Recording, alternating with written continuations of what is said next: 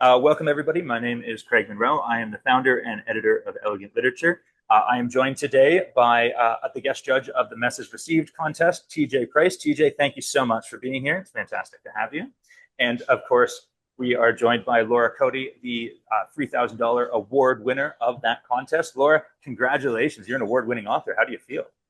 I feel great. Thank you so much. What a delight and an honor. Thank you. Fantastic. For anybody just joining us, this is the 47th issue of Elegant Literature titled Message Received. It's free to read on our website, along with all the previous 46 issues. So you can go check that out, read Laura's story if you haven't already, and then come back and watch the rest of this interview because it'll make a lot more sense. We're going to be talking all about the story. There's going to be spoilers. We're going to be talking about Laura's inspiration for it and journey as a writer. So it's going to be a really great time. But for those of us who have read the story but wants just a quick refresher, Laura, in your own words, could you take 30 seconds or a minute to just tell us what Dread is about? Sure. Um, Dread is the story of a woman who has struggled with addiction problems. She's kind of coming off of a rough patch. She's down to her last $20 and has kind of burned all the bridges with her friends, and she's kind of looking for a place to stay. And unfortunately, the friend she's connecting with is in a difficult place.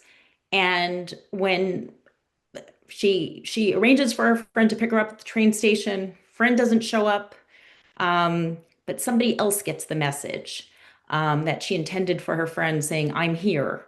And that actually, the ride she gets or the person who picks her up, that kind of sets in motion maybe a slight change in her life. Fantastic. Is that that's as much as you want to go into it for now? So if you made it this far and haven't read it, go read the story because it is fantastic, extremely well written, really great characters, just great all around. That's why it was chosen as a winner and it's going to receive $3,000 as a grand prize. Um, Laura, before we get started, can you tell us just what it was like to when you saw a contest winner underneath your name in the magazine? Like, where were you? Did you shout and jump, or did you go and tell somebody right away, or did I you keep it I was quiet for a in couple of weeks?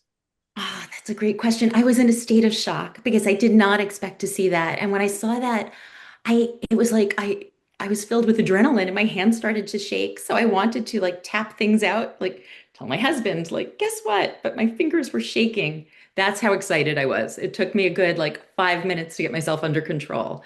So thank you for doing these contests because the thrill you give to your writers, I think for both getting published and then for winning is huge. I mean, it's huge. And it's such a great feeling for us. And for me, that was, you made my week, my month, my year, huge. Well, I am very glad.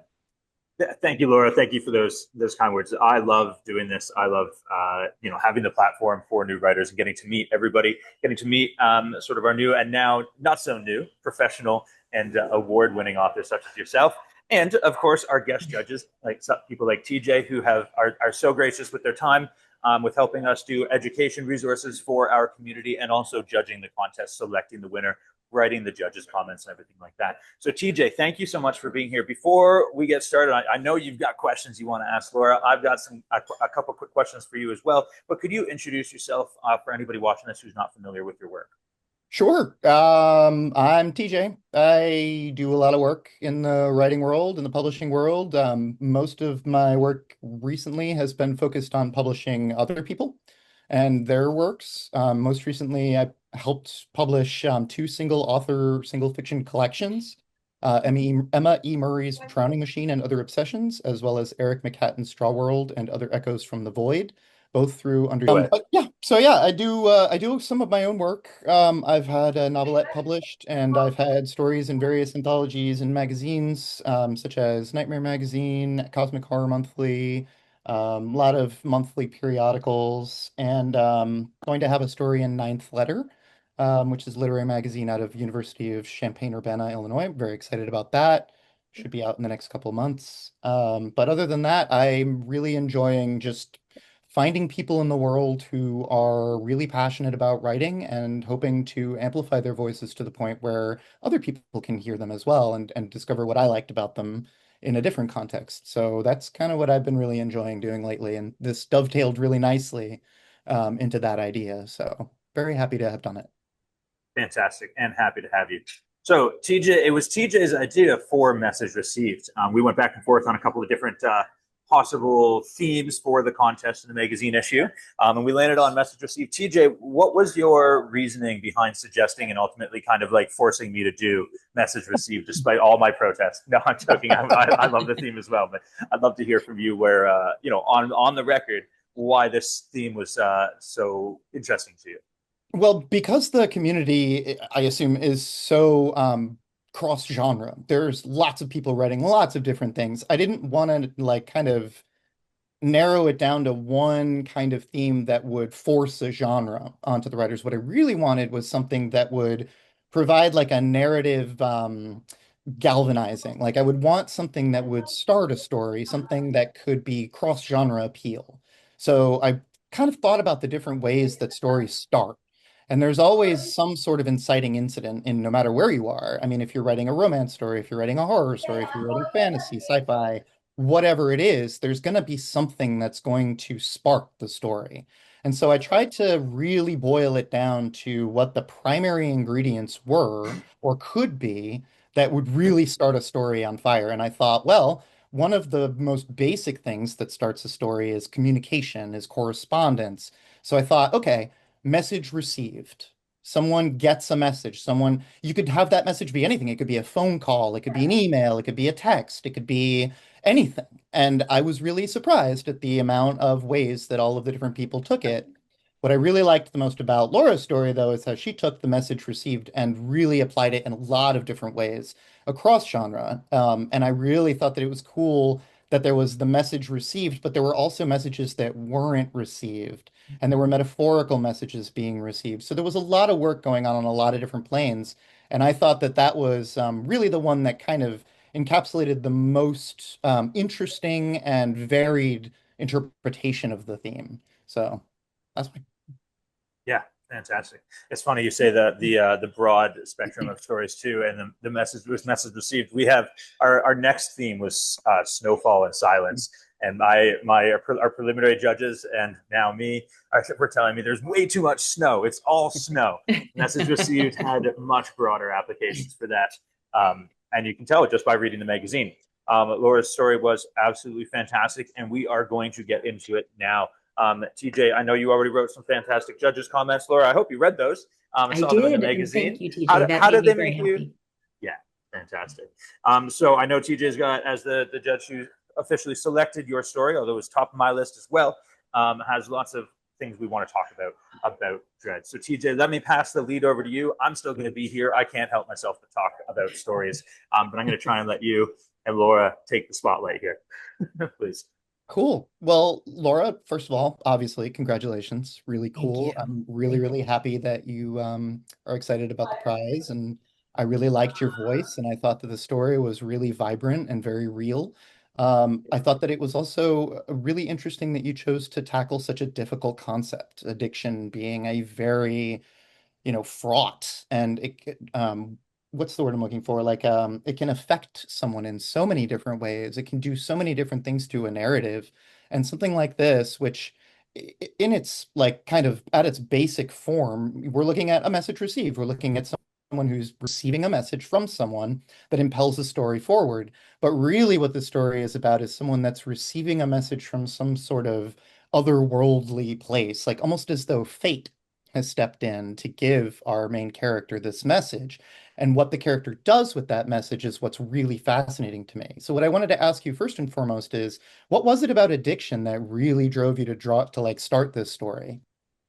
I think that using addiction as the sort of the character, um, the main characteristic of Jane, or you're going to have to edit this because I'm stumbling on my words. But I used addiction because it is a very complicated place to be in. It's a place that I thought has a lot of room for growth. So the character is starting off in a place that I would call very close to bottom. And my idea was that through these messages that were received or missed, ultimately the message she was going to get is that um, she's worth it. So I want to say that I think that addiction, I'm a psychiatrist and I've been a psychiatrist for many years and I've worked with patients with addiction issues. So it's a area that I feel kind of comfortable in speaking about.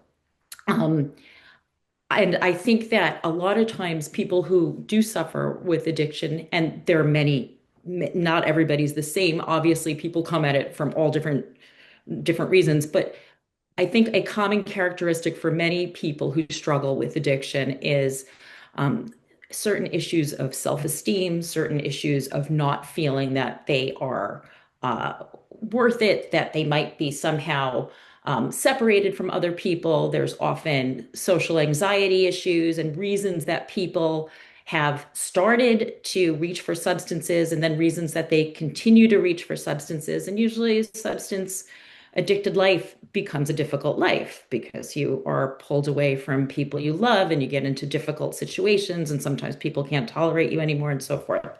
Um, and I felt like with Jane, the little interaction she had with Dread, and all along Dread is like I thought like dread was sort of a characteristic or a feeling she had through her life. You know, she's always dreading what's going to happen next. Am I going to be safe?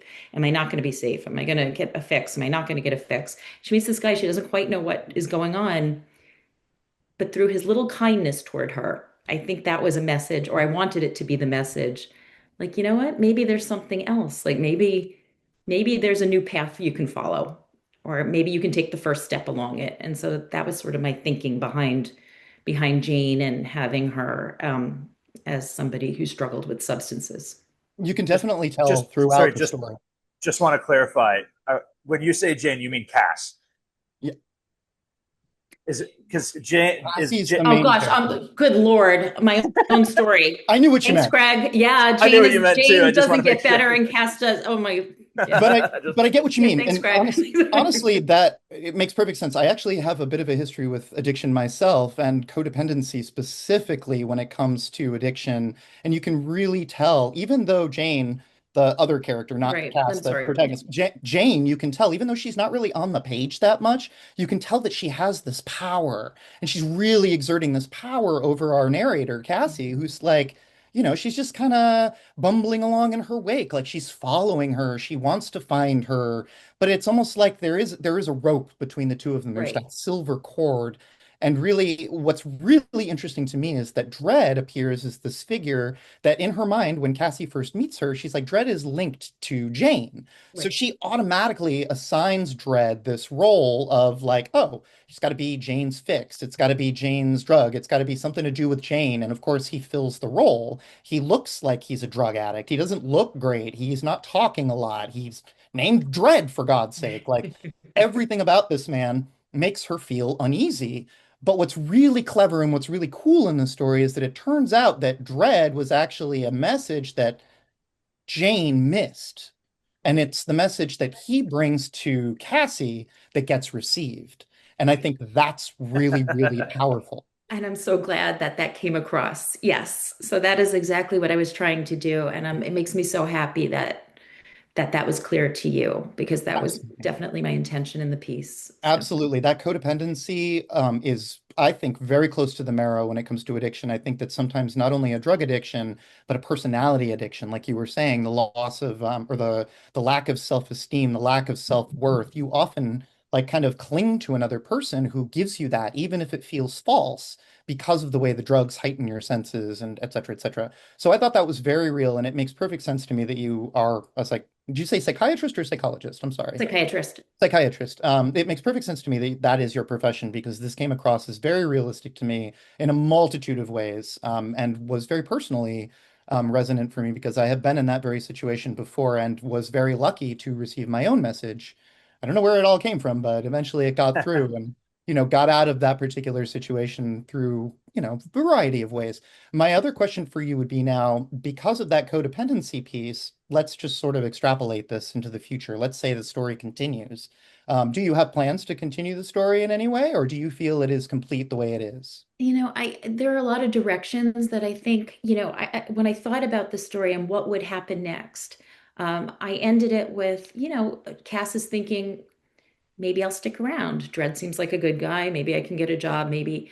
And I was thinking, would that evolve into a romance or would that not? And I kind of wouldn't want it to. I kind of like the piece of they kind of learn to coexist and support each other in ways that have nothing to do with the other needs, like the romance, the drugs, the whatever. I thought they could just maybe become two people Dredd is, he lost Jane.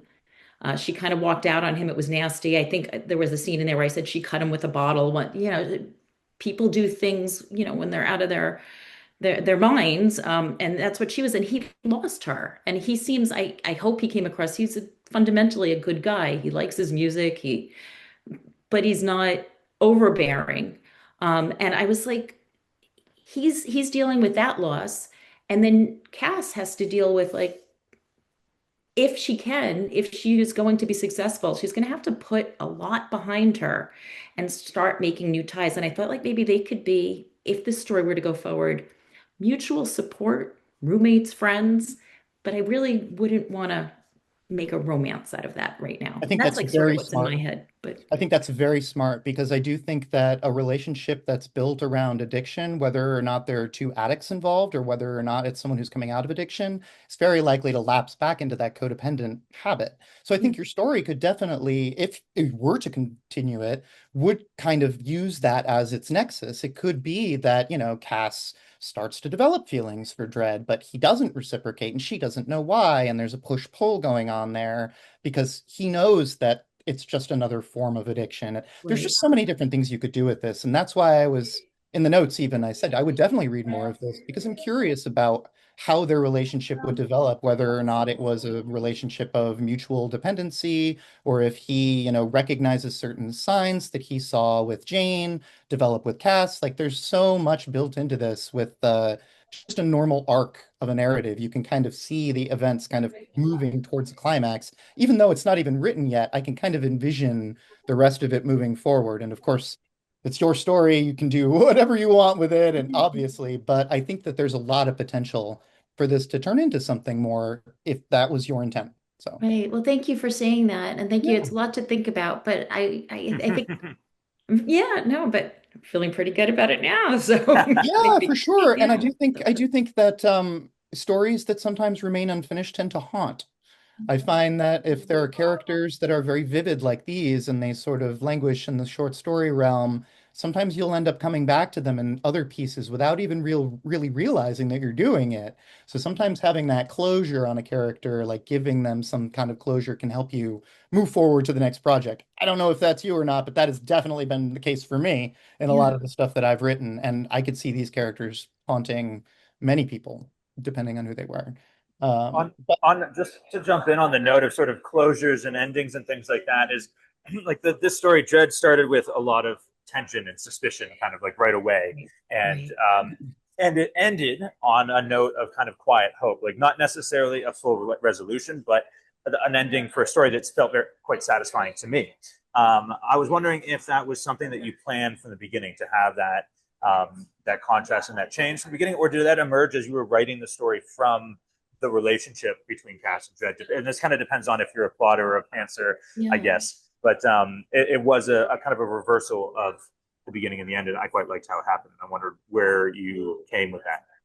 So that's when I started the story, I did have sort of a different idea about where it was going, and it was going to be a little bit of a I had almost started to conceptualize it as like one of these horror stories, like somebody's text is misconstrued and they get picked up and they think they're meeting their friend, but they walk into a house of horrors and I just started it and I didn't like it. And I wanted there to be I wanted to end it differently. I wanted to, as I was writing it, I said, why don't I talk about her struggles and why don't I give her something at the end that that is hopeful and that she can hold on to. It felt like a better direction for me, but it was not how it started. So it took, I went through several stages of revision until I got to something I felt comfortable with. And I was like, I want, it doesn't have to be like a fairy tale happy ending, but I think so often in this community of substance use and addiction, there are a lot of bad endings. And good endings are sometimes really hard to find. And so, again, it didn't have to be a fairy tale good ending, but I wanted it to end with a little hope for Cass. And And I more hope than it, that too is I think with only 2,000 words, when you're establishing how much of a problem this is, having some sort of fairy tale ending is just cheap, and like it doesn't Yeah. follow logically. Like this ending felt very real to me. It felt very plausible and very satisfactory because of that. And if it was, they kissed and lived happily ever right, after, right. it would Yeah. be that's not real compared to the beginning of the story. And so I think your choice was, reflects a real world. No, I completely agree with you, Craig. You actually took the words right out of my mouth. I had something I'm written sorry, this down is that I supposed to be thought your interview. I was no, no, you're good, man. You're good. That saves me. What I was going to say is that I think that there is a reason why in this field of stories about addiction and sadness is because happy endings are very rare. They Yeah, don't really exist by and large because addiction is such a powerful yes, demon. yes. So to get this ending, which really does, like, it's not, the best and brightest thing, but it is a bit of hope. And it is nice because everything is so balanced at the end of this. Like, it really does allow for the possibility of something, as opposed to like hitting you over the head with, oh, this is the end, or oh, this is the beginning, or oh, they're kissing happily ever after. Like, Right. it really does allow the reader to bring a little bit of their own experience to it and kind of push through the story to, bring it closer to themselves and say, hey, this kind of thing is possible in the world. And I think right now the world that we live in needs a little bit of that gentle hope. And I really think this story brings a lot of that to the world. And so, kudos. I think you did it really, really well. You really towed that balance in a brilliant way. And I think for 2,000 words, it's like I said, it's good. Oh yeah. Thank you. Thank you. Really important. I was a little worried about Jane at the end, like how, we kind of leave her on the phone. She hangs up and she does not sound like she's in a good place. And I felt a little guilty about that. But I felt like that hoped that that felt somewhat authentic because that's what Were It you really, were absolutely you does. were you guilty about that for the reader reading this or for Jane? uh, I guess a little bit of both, but for Jane, Yeah. yeah, and I actually did put a line in where Cass thinks about should I call social services? Should I have someone check on her? Because that is something, you can call crisis services in. And I know that because of what the work I do. But I was like, it probably wasn't going to change anything, or at least the way I conceptualized Jane at that moment, it wasn't really going to have an impact. And that's kind of a depressing thought. And I felt a little guilty putting that depressing thought there but I also felt like But from a that's what it story needed to be. from a storycraft perspective, it was necessary to contrast Cass is kind of pulling herself out of that and not following it. Like you had to have that there, and no matter how bad you feel about it, if you feel Yeah, that badly, you could do another short piece or another piece of any length on Jane and have Cass and Dred be a touchstone character.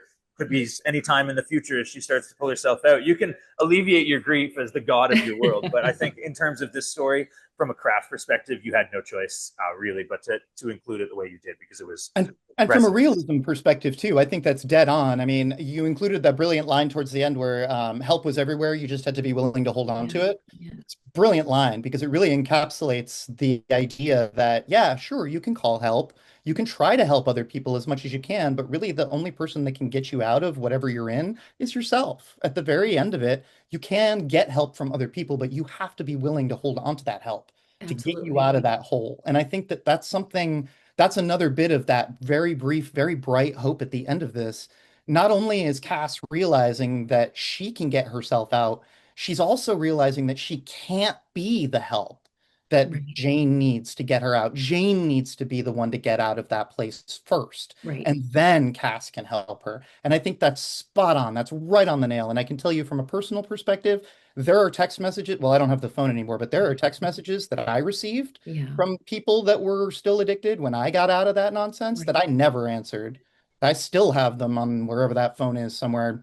Maybe they texted me again. I never responded. And that's Yeah. sometimes just how things go. And on a storycraft perspective, message received doesn't necessarily always mean message Message received. responded. Right. Message responded. Yeah, Good. I mean, good. I mean, it's validating to me to hear you say that, and I'm glad, again, doing the work that I do, as well as, I have personal experiences and people I love who've struggled with addiction. And it is the hardest thing in the world to know where to step back or to watch. Well, it's the hardest thing in the world to love somebody or care about somebody who does struggle with addiction. And no matter what you say, and no matter what help you offer, if they're not ready to, it's the tenet of Alcoholics Anonymous, right? You have to hit bottom. You have to be willing to accept the help. Nobody can help you until you are willing. And so, yeah, that's what I tried to convey at the end. And I'm glad if that message came through or was received. Message it was received. received. Message was received. See, on so many levels. It works on so many levels. It's great. I'm super, super Thank you. proud. I think one of the strongest pieces of one of the strongest elements, rather, of this piece was the dialogue. The dialogue felt very naturalistic, felt very, very organic. Like I believed absolutely everything that these people were saying to each other. And it was kind of surprising to me, honestly, because a lot of the stuff that I read from new writers, the dialogue often feels kind of clunky, feels a little bit like it's been shoved into someone's mouth the wrong way. And this didn't feel like that at all. I thought that it felt natural and organic on so many different levels, right down to the shocking level, especially towards the end when, we include a little bit of Jane on there. And we Yeah. don't get a lot of Jane in this piece, but she still is a huge presence in the story. Like we feel her through every line. We know she's there. We know she's lurking just off page. And when she finally kind of shows up in the conversation they have at the end, it's like, oh God, you get that splash of cold water on your face. And especially Cassie herself, you get it through Cassie in the story, like, oh God, was I like that? Have I ever sounded like this? Like, is this the kind of thing that I Right. sound like? And really just quite like on the nose with that dialogue. So, Oh, good. Okay. I mean, I've written tons of clunky dialect, so have so we all. I'm So have glad we I all. was lucky and got it right this time. Very glad.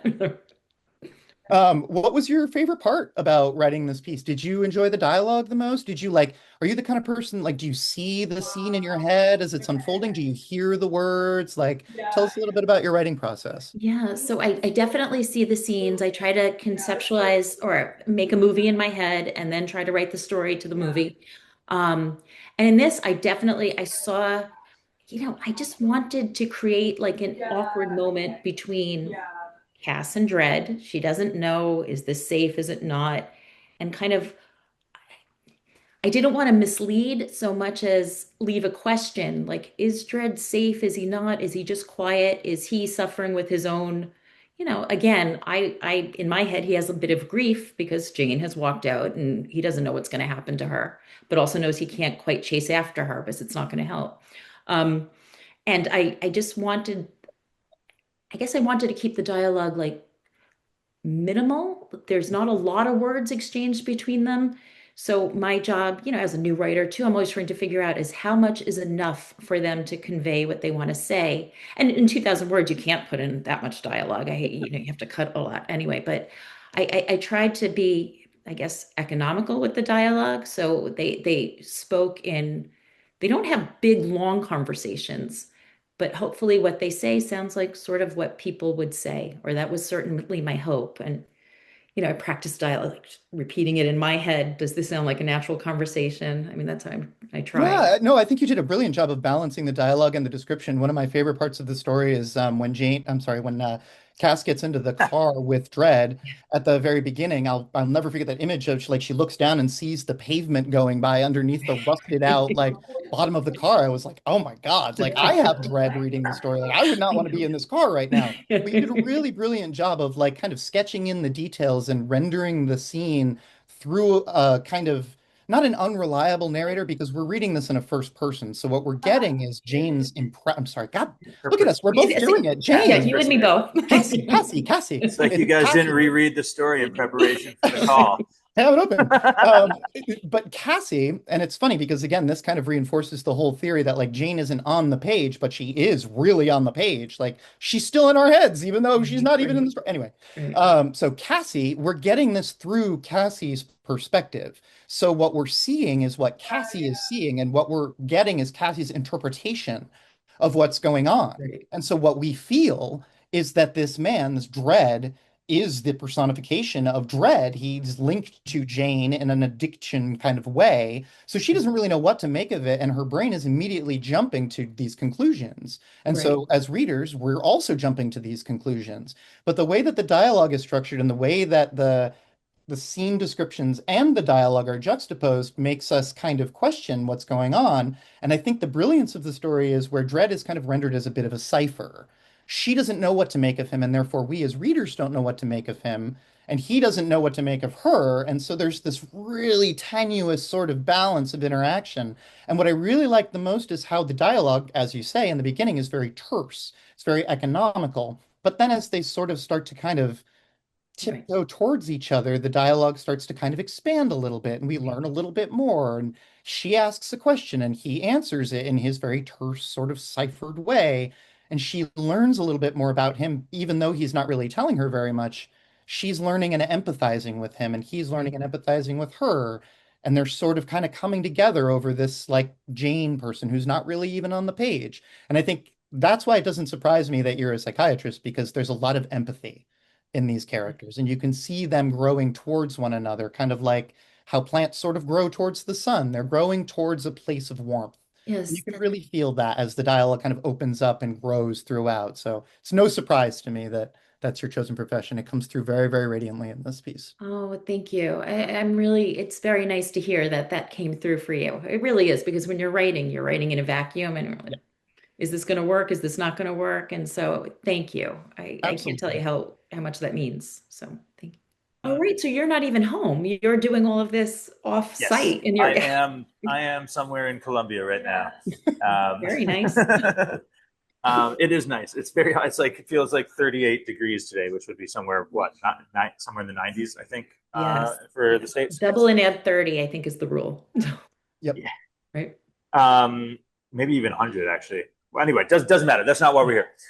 My question that you couldn't hear because I was on mute was how long have you been writing, and how much does your profession of being a psychiatrist inform your topics that you write about? Is this story with Cassie and Jane and Dread very typical of the themes that you like to write about, or was this something that you pulled from this sort of profession experience that you have because of the contest theme, whereas normally you write about fairies having a very cozy time in the woods? Like, tell us a little bit about more about you and your writing in this context. So I never write about fairies in the woods. That's not my, I am not a fantasy writer. I'm not cozy, like that's not my thing. So, but I was an English major in college. I always have been a reader, devourer of books.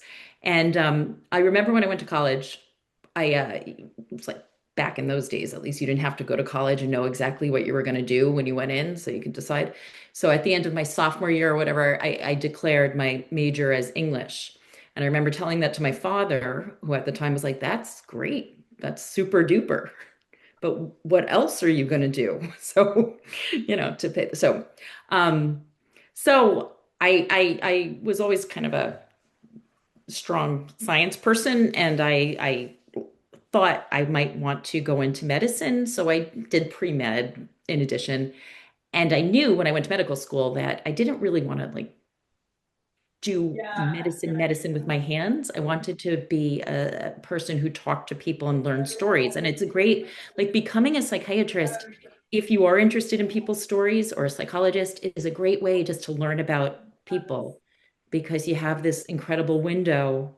I've been very fortunate window into where people tell you about them and their struggles and sometimes triumphs, but you get a really good window into sort of human condition. So I think that being a psychiatrist has helped me. And I have, back in the early years when I was younger and, doing residency and setting up practice and having a family, I probably wrote less. I mean, I wrote tons of case reports and things for psychiatry and journal articles and professional type things. But then about 10 or 15 years ago, I picked up creative writing again. And I started writing a series of books actually with a co-author. We worked together, and through the years, we've learned a lot. One of the ways I learned a lot is by starting to join contests. So over the last few years, I've been doing writing contests too. Maybe 2 years. Great way to learn, going from trying to write long stories to short stories. It seems like the short stories should be easier, but I don't think they are. Not for me. Like writing a long story gives you a lot of room. Like trying to write a novel, I can put a lot of babbling in there, which, as you can tell, is something that comes very naturally to me. I'm a babbler. But when you write a short story, you have to choose your words and they have to be good. And I'm a student, I'm learning, but I've learned a lot. So I would say like my writing journey continues. As far as the books go, I actually have a book that just came out, a real book that was just published on Thursday.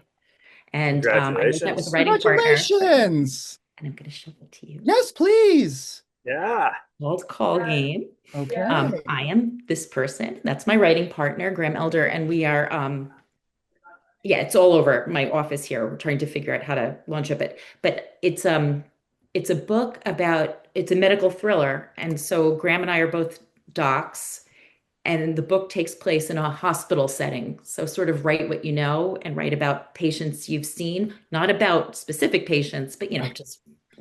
just the general scene of being there. So that's like, yeah, I like so I definitely like writing about people I've experienced through my work as a That's so student. cool. And Yeah. I can only imagine that the people that you see must be so happy to have you as their psychiatrist. You seem like a very empathic person. So, yeah, that's So great.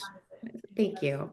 Yeah. Um, some of them aren't so happy. I'm a forensic psychiatrist too. Also cool. I mean, wow. What does a forensic psychiatrist is that? How does that work? Yeah, we're the people who do evaluations on like criminally insane or um Ah, please, but I now do a lot of work. All of my work basically in that realm is civil. So I'm in New York, and we have a program in New York that gets patients who have histories of severe mental illness and sort of non-compliance with treatment in and out of hospitals, or maybe violent or dangerous to the community. We try to mandate them into services to keep them out of the hospital, but linked to services. And so I'm the psychiatrist who evaluates and testifies and designs the treatment plan and oversees that um, treatment. So I say not all my patients love me, because sometimes when I have to testify and say, I think this person needs to be in treatment, I really think I'm doing it because I think it's the right thing, but not sometimes the patient Sure. doesn't feel the Yeah, same. of course they don't Yes, as you can agree. understand. That makes perfect sense. But I mean, again, speaking from personal experience, being put in a place that you don't want to be Yeah. for your own good, Right. you could have a worse person putting you there, is all I'm saying. Like, I have Well, definitely had people good. who were not as empathic as you, or at least from our brief time together here, saying, here's a piece of paper, we're signing it so that you are going to be put away for your Oh, own never. good. I would We don't never. care about who you are, but you very clearly take the time and effort to get to know these people, like at least through your own lens, and thank God for it. I certainly hope so. Thank you for saying that. But I hope so. yes, thank you. um, Laura, I was wondering you because you've written about people. You're in your work as a psychiatrist and a forensic psychiatrist, and you're writing here, and I'm assuming in some of the other pieces that you've written for other contests. It sounds like this is the kind of theme and genre that you go into is the tough parts of various parts of life. Basically what I'm saying is you've been writing about people rebuilding themselves from rock bottom. What's something that you find restorative for yourself, after and maybe grounding after creative exhaustion, because you've been writing for contests for years. You were writing novels, and then you switched to contests. Now you've written a book that has gotten published after this time. So I'm sure you've experienced creative exhaustion, but also within your professional life, I'm sure working with some of these people and some of these themes and some of these topics can be very difficult. So what do you do to separate your creativity from your work, and what do you do to restore yourself when you're kind of getting exhausted from one or the other or both? Yeah, I mean, I am a lover of outside, and I've been a runner. Well, now I'm more of a trotter, but in my old days, I was more of a runner. But I'm a trotter, and so I'm outside every day for I do there's a loop around my house that is like it's a perfect 5K. So I get outside and I try to do that most days of the week. I've always been a big hiker, but I'd say like when I need to refresh, I'm outside, and you spend so much time. I spend so much time in front of a keyboard between writing. Now we Zoom patients a lot, so I'm even further. I'm typing up case reports, even testifying now. A lot of times we testify on our computer instead of going into the courtroom, which is Oh, totally wow. different since the pandemic. But so by the end of the day, my body aches, my mind aches, and I just need to get outside and take off my glasses and, you know, like, yeah. So I'd say that's what I did. We just got back. We were on a vacation, my husband and I, we were upstate New York, Lake Placid region, and it's beautiful. And we got in some great hiking, and it just nothing feels better than climbing the top of the mountain and standing on the summit and looking at how beautiful the world is. And I think like that's one of the things too. And that's something I kept saying to my husband, and we because we were saying to each other like Earth is just like this beautiful place. And we forget that sometimes, or I do. Like, and I just love being outside and just the mountains and the trees and the lakes and the ocean, and Earth is just beautiful. And I love to forget about everything else and just like feel small amidst all this beauty. And I think that's how I clear my head. That's very wise. I did the same thing recently. My husband and I went to Chimney Rock I'm in North Carolina. I'm in Raleigh. We went over to Chimney Rock, which it was recently devastated last year by Hurricane Helene. Yes. And they've In the completely Blue started Ridge to Mountains, rebuild. you're right? In the Yeah, yeah, oh yeah, yeah. right there. And it's beautiful, beautiful land to just sit on the top or just stand on the top of that area and look down at all the different, like you see the mountains and you see like one mountain going this way and one mountain going this way, and you see the valley and the way that like the river must have rushed down there when it was the hurricane and all the water coming down the slopes, and like you just see the way the world is constructed in such a way that does. It makes you feel very small, but not in a bad way. It makes Right, you feel right. small, but like integral in a really bizarre way. I don't know if that makes any sense, but It I does. felt good about being small. And I feel like Yeah. sometimes we should feel a little small sometimes. It makes us remember. Agree 100%. Yeah, I like that feeling too. And you feel like I'm part of this world. I'm a very small part of it. And I'm lucky to be here. And I don't feel that all the time. I don't feel that like when I'm strolling through my news feed sometimes and whatever. But when I'm outside in nature like that, and if I'm sitting on the top of a mountain or sitting at the side of a lake, I get that feeling. And I think that that's a good feeling for all of us. I mean, not everybody likes outside, but I recommend it. very cool. Very cool. Fantastic. So I have a few final questions. I know we're coming up to the end of or almost a little overtime in terms of for TJ here. So I have a couple more questions that I want to get in before the end. But TJ, do you have anything that you have been burning to ask that you haven't necessarily gotten to yet? I think we've hit everything kind of at least obliquely in terms of like stuff that I had written down. Yeah, I mean, we could You do took my this ending. all day. We could spend 4 or 5 hours Really hanging out talking about it. This is really what we, good. yeah. Oh, for sure. Um, I guess my only other thing, we mentioned earlier that writing does sometimes happen in a vacuum, but is there anybody that you want to shout out as being particularly supportive or, great for you in your writing journey? I know I couldn't do anything that I do without the endless support of my very patient husband. So Yes. wanted to give you a chance to do that Yes. for yourself. Yes, I think that's in my bio. I live with a very patient husband who lets me disappear for hours and sit at my computer, even when I'm not at work, when I'm doing my other work, writing stories and writing. So, yes, I would always shout out my husband. I would shout out my writing partner, my authoring partner. He's been Graham, his name is Graham Elder, and he's been a great support. We bounce things off each other and we work really well together, sort of going on this journey together, which has been it. It's been great. It's been great. Um, I have a great writing group that I'm part of. They're called UDLW. We call ourselves Up, Down, Left, Right. The right is writing. And Okay. that's a hugely supportive group. There's about 20, 22, 23 of us, Wow. and we beta read for each other on the like do contests together. And I've learned so much from them. Just there's nothing like beta reading, especially on short stories when you're up against it. Like, and what you can learn from other readers, because I know as writers, you know this and much better than me because I know you're more experienced than me, but you can write something, read it 100 times and just miss the forest for the trees, and give it to somebody else and they point something else out. So that's been a gift to be part of this group. So That's excellent to hear. Having a group, I think, is one of the most integral parts of the writing journey. So kudos to you for having that kind of thank you. support and to your group for being awesome. Yeah, my Yeah. group is awesome and I'm lucky to be part of it.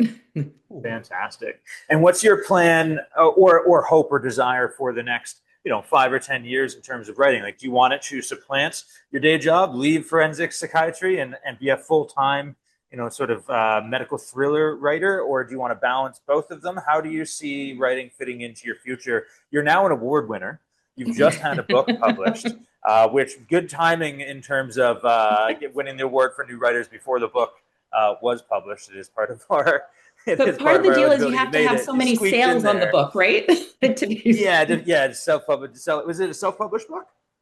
No, we have a publisher based in Texas, like kind of a indie publisher from San Antonio called Black Rose Writing. Okay. Okay, Yeah. fantastic. Yeah. Yeah. So, but yeah. So, where do you see? What are you looking for in the next 5 or 10 years in terms of your writing fitting in with your current career, and how the life would hopefully work out in a dream situation. Yeah, so I'm not I'll stick with psychiatry. I enjoy doing it too much to leave. Um, and I see myself continuing to write along the side. I would love if our book, a couple of people read it and then we're working on a sequel. Novel writing has been a lot of fun. Like I said, it's very different from short stories. Um, so I think what I see myself doing is continuing to write a novel, continuing to work on the very hopeful sequel, um, while I continue to do short stories on the side because I can't, like, for me personally, I can't emphasize enough how much I learn from short stories. I know, like, writing the sequel for our book called Call Game, as we've been working on it, I'm like, I just feel like I know how to take a page now and trim out, 50% of what was unnecessary before that I might not have realized. And that comes from short stories and really learning, and obviously I have a way to go, but I'm learning a lot and I hope that continues. That is So, so good to hear from the perspective. I love short fiction. It's probably my favorite form of writing. Wait until you get into flash fiction, let me tell you. yeah. That'll teach you some things. And it's also really refreshing to hear someone say that short fiction is challenging because I think a lot of people come Yeah. at short fiction having only really read novels. I read submissions for Haven Speculative Magazine, for Cosmic Horror Monthly, and a lot of the stories that I get in those submissions feel like chapter one of a much longer piece. But there is a definite art to creating a standalone piece of fiction that fits in that word count. And it doesn't feel like something that's going to spill over into a bigger piece. So it's really refreshing to hear someone say, short stories are where it's at. Like, I love that. So keep that up. It it's a challenge, and I very much admire someone. Once in a while you get your hands on a short story and it's incredible, and that's hats off. That's a real skill when you can fit a full story with all the feels in a certain word count. It's So definitely challenging. And the yeah. shorter you go, the harder it gets. I mean, like I said, highly recommend trying flash fiction if you haven't.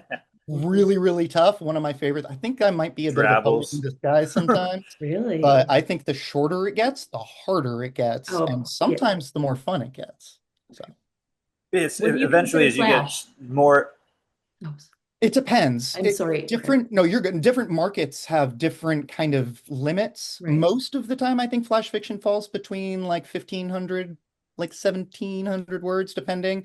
Then there are more specific constraints, which are just 1,000 Right. words. And then there are drabbles, which are just 100 words exactly, Right. Right. which that's a different thing altogether. I really like flash fiction. Most of my work falls between like about 1,200 to 2,000 words, give or take, because that's just Okay. the area I feel comfortable in. But it has more to do with trusting the reader than it really does anything. Like you really got to let them fill in the blanks and figuring out how to do that. And Mhm. I mean, you're halfway there with Dread. I mean, you've already got like a really good handle on how to create a cipher that's still and it like empathic to a reader. So I would say challenge yourself, see what you can do. Okay. And I was just going to add that the shorter you get, the more of a puzzle it becomes. Like without the drabble is 100 words exactly. You have to it's more like a puzzle than it is just like write what you want and see what happens. Like you have to fit Right. it in exactly. And then you get things like the 2 sentence horror, and that's going to be a puzzle. So the shorter you get, the more technical it gets, the more you really have to try and fit in as many elements as possible in the most coherent way that still tells a story, rather than what you were saying earlier with a novel where you can kind of just like fill in as much as you want, and it's fine for the most part. Right. You still need to edit. I don't know um, if you're into craft books at all or if you're curious about it, but if you are, I highly recommend this book here. It's called The Rose Metal Guide or the Rose Metal Press Field Guide to Writing Flash Fiction. Rose Um, metal? Rose Metal Press. Rose Hold on a metal little press. closer. Okay. It's hard to see. I can put it in the chat too. Really, really cool book. Not at all prescriptive. Lots of exercises for writing flash fiction.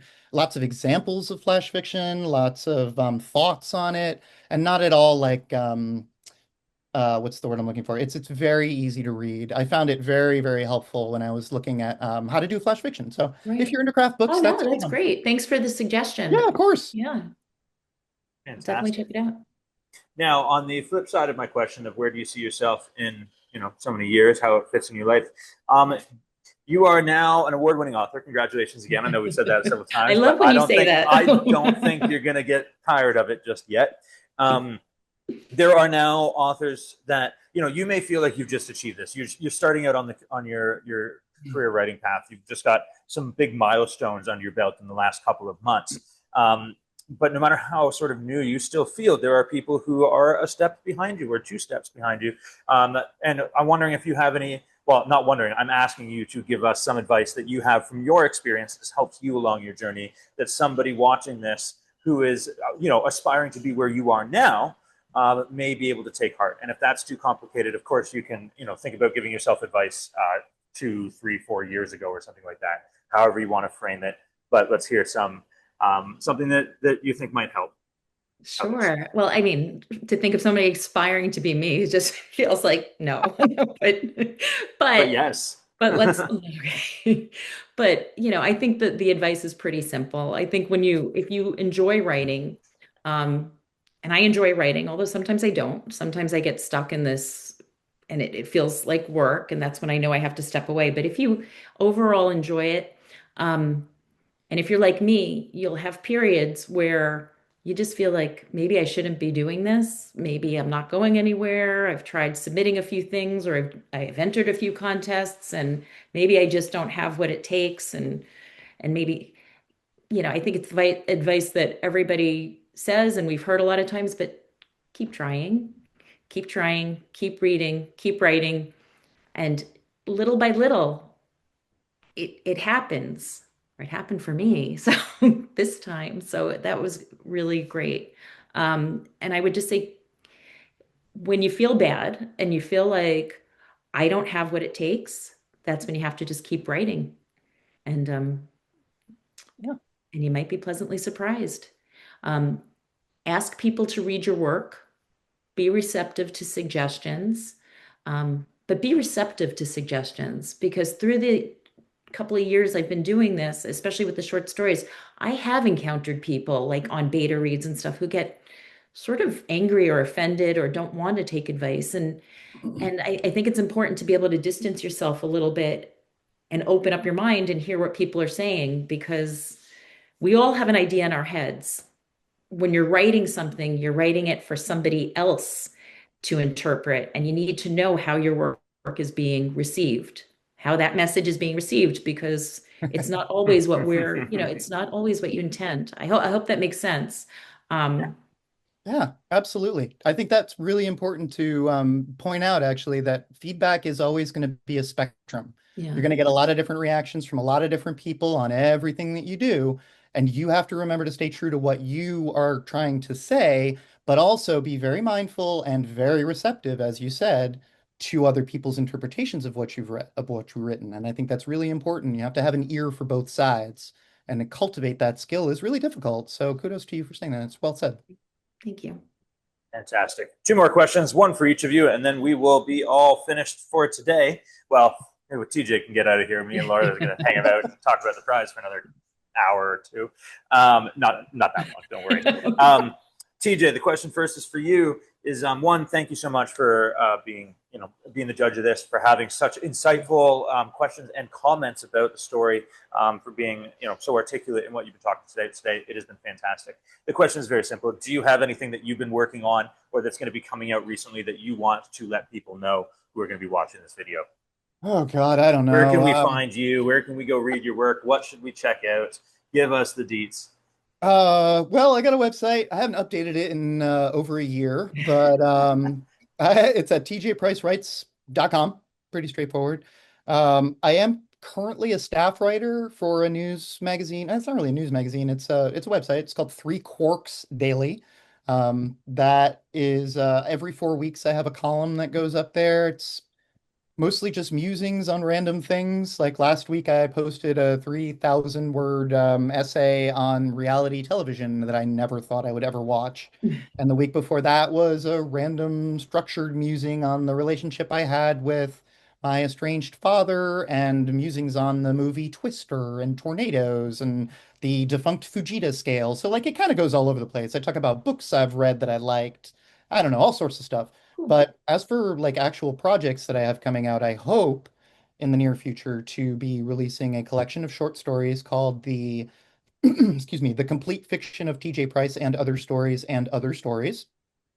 We'll see where that comes out, if it comes out. I'm also going to try to re-release my novelette, which is called The Disappearance of Tom Nero. It's a mixed media novelette with a whole bunch of crazy stuff going on in it. Codes, people kind of describe it as like House of Leaves light, which is true. I love that book, so it's got a big impact on me there. Other than that, I'm gonna keep trying to work on anthologies. I've got an idea actually for a healthcare horror anthology that's all set in the same location, and all of the stories will be from invited authors, and all of those authors' stories should hypothetically interlink with one another.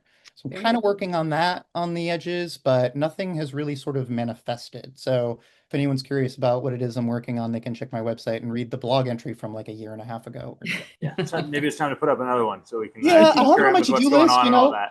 I have it on my Yeah, to-do yeah, yeah. list, update website with Yeah. like 3 exclamation points. I Like still haven't gotten yeah, somewhere in between writing articles about reality TV, you'll get to your Yeah, own website somewhere. That all sometime sounds really cool, eventually. though. That sounds really Thank interesting. you. And TJ, can I just ask you, when you said three quarks daily, it's like the number three or the word three? I believe it's the number 3. I could be wrong. Nope, Easy I'm enough not to wrong. Google. I'm sure it'll come up It either is. way. It's the Yeah. number 3 and then quarks, like the subatomic particle daily.com. Quarks. Got it. Yep. Okay. You could Very probably cool. flash that across the screen here, along with your website, A little along with cowbell Laura's image. website as well. Somewhere just following Yeah, that right now. totally. I could just leave instructions What on an the video honor. to my editor and just see what happens. Cool. Fantastic. Thank you so much, TJ. And Laura, my final question for you is a bit of a cheeky one. This is where we kind of clip a bit of a testimonial for you. But I was wondering if, would you say that elegant literature helped you? And if so, how would it help you? And would you recommend it to others? And in your answer, could you say elegant literature at some point? Okay. Um, Yes. So elegant literature has been awesome. I love doing it every month. You give us a great prompt that is not terribly limiting. And one of the things that Craig says when he puts up the prompt is however you interpret that or whatever that means to you. And that's really freeing as a writer who is trying to come up with something because you're not limiting us. Snowfall or message received or whatever it is, but you allow room to go in so many different directions with it, which is great compared to some of the contests we do, which are also fun, but you're very limited in terms of you have to stick to this prompt and you have to stick to it within this very narrow range. Elegant Lit has an incredibly quick turnaround. We learn whether our stories were received well or not within a month. There's always that draw, that excitement that there's a big prize potential attached to it. But everyone I know who submits to Elegant Lit, and in my writing group that I was telling you about before, a lot of us do, everybody is just head over heels, like over the moon, just to be honorable mentioned or published in Elegant Lit. So I guess this isn't really my position to say, but Craig, you do an amazing job. Like you should know like what your magazine means to all of our wannabe writers out there, and writers who are trying to learn the craft and get out there. It means a lot. And I can tell you as part of my writing community, everybody loves it. And it is one of the best vehicles for new writers out there to get their writing known. So thank you for what you do. Thank you very much. I really appreciate that. That was far more than I expected and very nice and heartwarming for me because that is, I mean, that's the kind of comment that keeps me doing this and kept me doing it when the financials were not working so well a couple of years ago. We're okay now. Things are working fine. I've been able to hire some staff to help me because I've gone crazy doing this on my own for so many years.